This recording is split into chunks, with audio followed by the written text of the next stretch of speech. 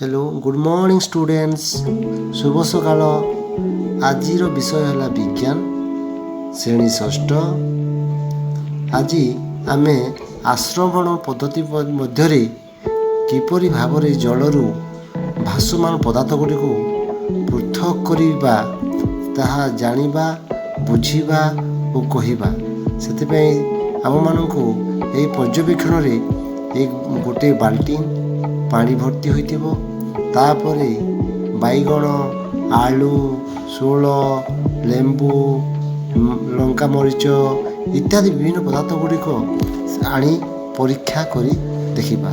तेबे आस परीक्षा करी समस्ते देखिबा।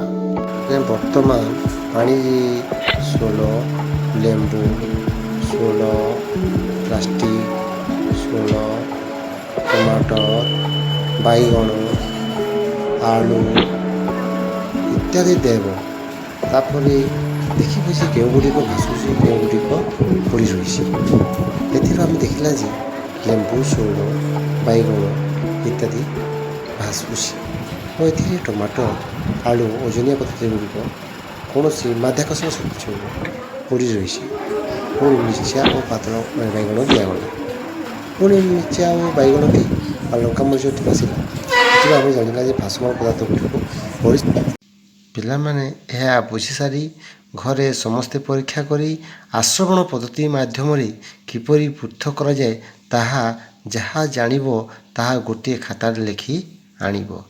धन्यवाद। Thank you all of you.